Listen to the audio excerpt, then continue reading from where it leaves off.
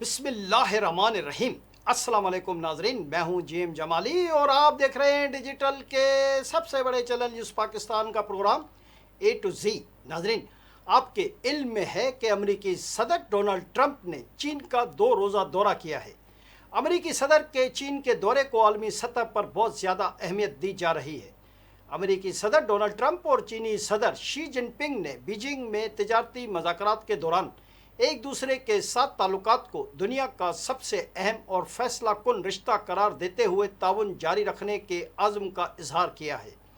Beijing کے عظیم الشان great hall of the people میں سرکاری عشائیہ کے دوران دونوں رہنماؤں نے دوستانہ ماحول میں خطاب کیا، جبکہ شی جن پنگ نے خبردار کیا کہ اگر چین اور امریکہ اپنے تعلقات کو درست انداز میں نہ سنبھال سکے تو دنیا ایک انتہائی خطرناک صورتحال سے دوچار ہو سکتی ہے۔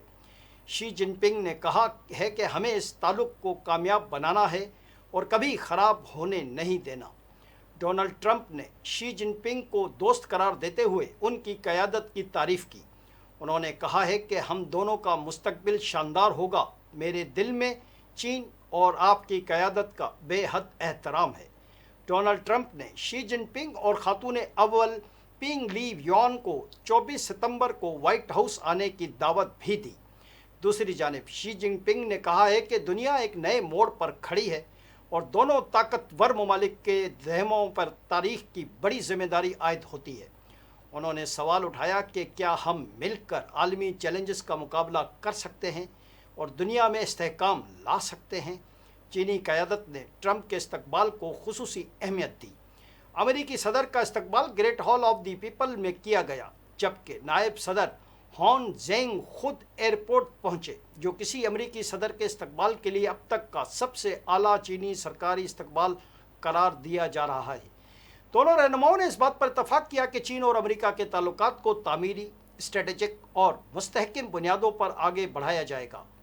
شی جن پنگ نے کہا ہے کہ چین اور امریکہ کو حریف نہیں بلکہ شراکت دار بننا چاہیے، کیونکہ دونوں ممالک کے مشترکہ مفادات اختلافات سے کہیں زیادہ ہیں۔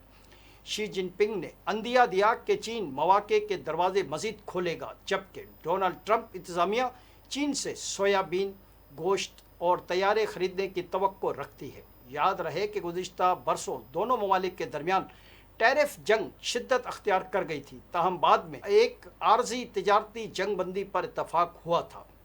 دراصل امریکہ اور اسرائیل کی ایران کے خلاف جاری جنگ بھی ملاقات کا اہم موضوع رہی۔ دونوں رہنماؤں نے اس بات پر اتفاق کیا کہ آبنائے ہرمز کھلی رہنی چاہیے اور ایران کو کبھی ایٹمی ہتھیار حاصل نہیں ہونے چاہیے۔ چینی صدر شی جن پنگ نے امریکہ کو زوال پذیر ملک قرار دے کر دراصل سابق صدر جو بائیڈن کے دور حکومت پر تنقید کی ہے۔ ان کا کہنا ہے کہ بائیڈن کی پالیسیوں نے امریکہ کو شدید نقصان پہنچایا، تاہم میری حکومت کے 16 ماہ میں امریکہ نے دوبارہ عالمی طاقت کے طور پر تیزی سے ترقی کی ہے۔ ڈونلڈ ٹرمپ نے اپنے social media platform Truth Social پر جاری کیے گئے بیان میں کہا ہے کہ شی جن پنگ نے امریکہ کی تنزلی کا ذکر انتہائی شائستگی سے کیا ہے۔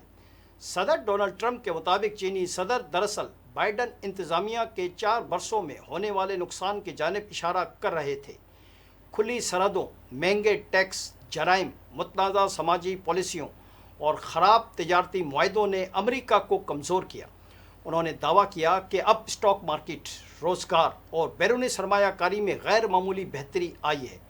دوسری جانب چین نے امریکہ کے ساتھ تعلقات کے حوالے سے محتاط موقف اختیار کیا ہوا ہے۔ چینی صدر شی جن پنگ نے خبردار کیا ہے کہ تائیوان کے معاملے پر اختلافات اگر درست انداز میں نہ سنبھالے گئے تو دونوں طاقتوں کے درمیان کشیدگی بڑھ سکتی ہے۔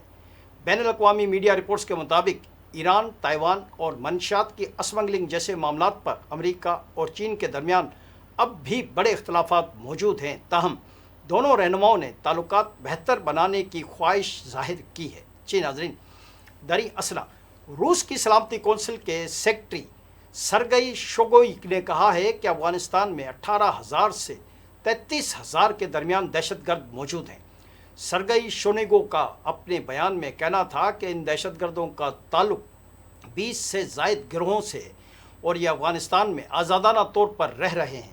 انہوں نے افغانستان سے دہشت گردی اور منشیات کی اسمگلنگ کے خدشات پر شدید تشویش ظاہر کی اور کہا ہے کہ شنگھائی تعاون تنظیم کی رکن ریاستوں کے لیے افغانستان اب بھی بڑی تشویش کا باعث ہے۔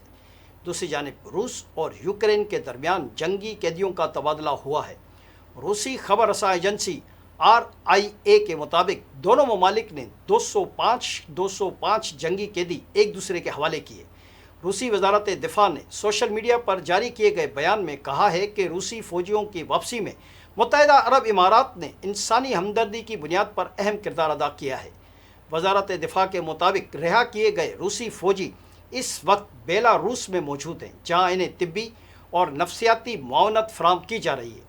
بیان میں مزید کہا گیا ہے کہ تمام روسی فوجیوں کو علاج اور بحالی کے لیے روسی وزارت دفاع کے طبی مراکز منتقل کیا جائے گا۔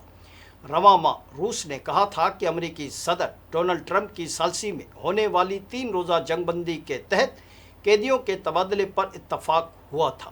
جی ناظرین، آخر میں امریکی صدر ڈونلڈ ٹرمپ کے حوالے سے ایک دلچسپ خبر بھی آپ سے شیئر کرتے چلے۔ امریکی اخبار وال اسٹریٹ جرنل صدر ٹرمپ کے سوشل میڈیا کے شوق پر ایک رپورٹ شائع کی ہے، جس میں بتایا گیا ہے کہ ڈونلڈ ٹرمپ اب تک سوشل میڈیا پر 8,800 پوسٹیں کر چکے ہیں۔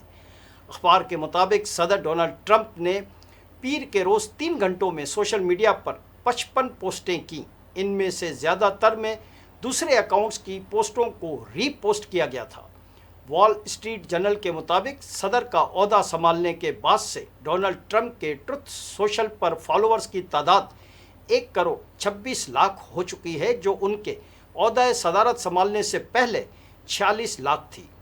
44 مرتبہ ڈونلڈ ٹرمپ نے رات 8 بجے سے صبح 6 بجے کے درمیان 1 درجن سے زائد پوسٹیں کی۔